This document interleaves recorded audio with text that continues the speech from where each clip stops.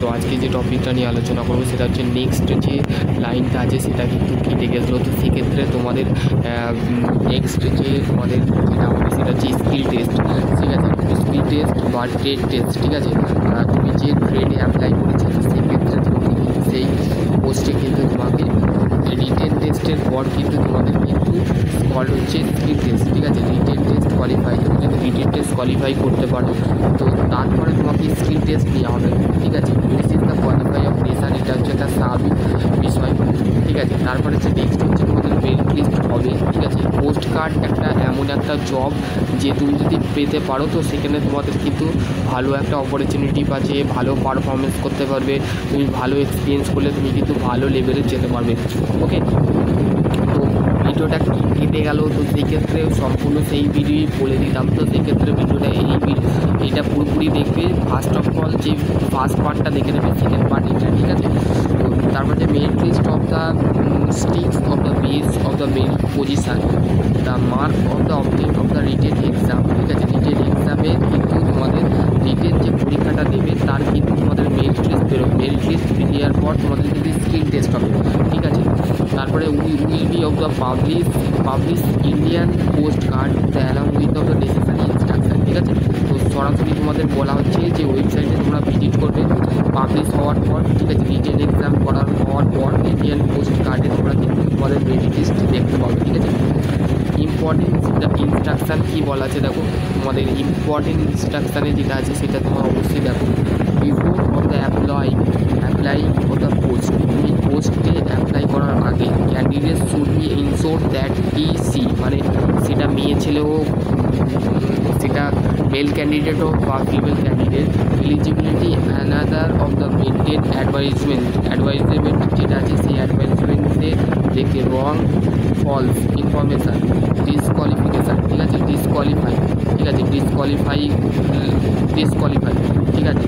যদি তোমার মনে হয় যে এই জিনিসটা কিন্তু সত্যি নয়, ফলস, রং, ঠিক আছে, তাহলে তোমাকে কিন্তু ডিসকোয়ালিফাই করে দেওয়া হবে, ঠিক আছে। Response not be response of the funding of the wrong false information, ঠিক আছে। এটা কিন্তু তোমরা যদি মনের মধ্যে যদি তোমাদের যদি সন্দেহ জাগে তো সেই ক্ষেত্রে তোমাদের যদি তোমরা ফলস মনে করো তো সেই ক্ষেত্রে তোমাদের কিন্তু ডিসকোয়ালিফাই করে দেওয়া হবে, ঠিক আছে। Candidate of the level of the rejected of the any stage the process of joining provide the found the not the confirm of the eligibility maintain, ঠিক আছে।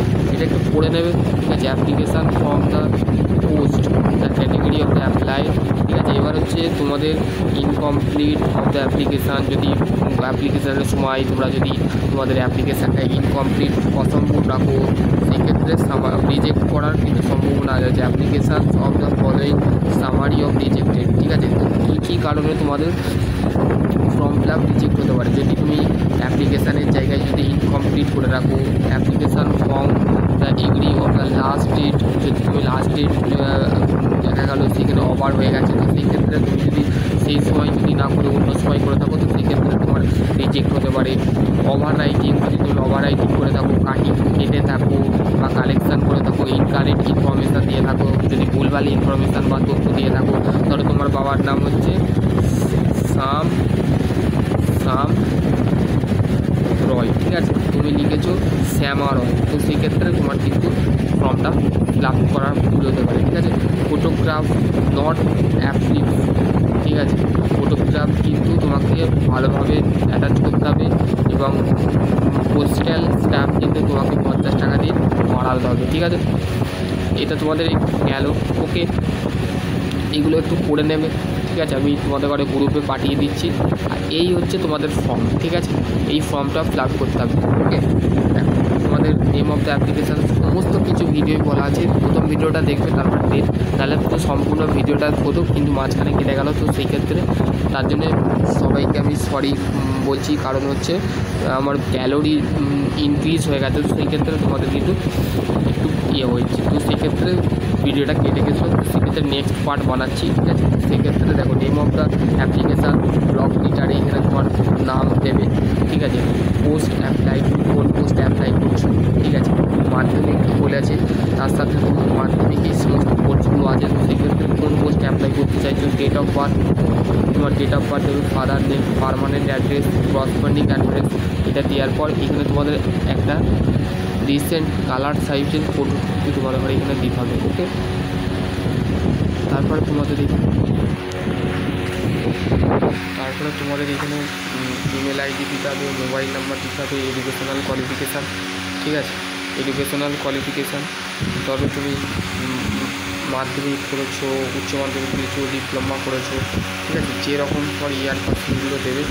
তুমি যদি কম্পিউটার করতে পারো সেটাও দিতে পারো। Name of board of university, কোন স্কুল থেকে পাস করেছো, কোন বোর্ড থেকে পাস করেছো, এক্সপিরিয়েন্স, তোমার এক্সপিরিয়েন্স চাইছে এখানে, এক্সপিরিয়েন্স কোনটা থেকে এক্সপিরিয়েন্স গ্যাদার করেছো সেগুলো একটুখানি দিয়ে দেবে। ওকে, তারপর তুমি ফিমেল না মেল, ঠিক আছে, তো সেক্ষেত্রে ছেলে হলে ছেলে লিখবে আর মেয়ে হলে মেয়ে লিখবে। ন্যাশনাল, ছেলে মেয়ে দুই পক্ষেই কিন্তু অ্যাবসলিউট মানে হ্যান্ডিক্যাপ যদি হয়ে থাকো সেক্ষেত্রে ইয়েস না নয় এটা করে দেবে, ঠিক আছে।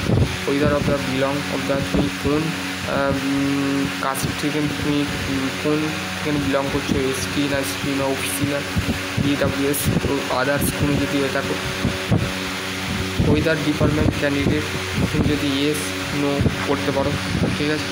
এইখানে তোমাদের কমপ্লিটলি পড়বে, পড়ে নিয়ে এইখানে সিগনেচার করবে, ঠিক আছে। এখানে সিগনেচার করবে, তোমার অ্যাপ্লিকেশান কত তারিখে দিচ্ছ সেইটা তোমাদের কাছে 11ই নভেম্বরের আগে কিন্তু তোমাকে এই ফরম্যাটটা কিন্তু পাঠাতে হবে, ঠিক আছে। তো এই ভিডিও এখানে বলা আছে, তো সেখানে তোমরা একটু পড়ে নেবে। আশা করছি তোমাদের যদি আরও কোনো বাইরে থাকে অবশ্যই সকলে ভালো থেকে সুস্থ থাকো।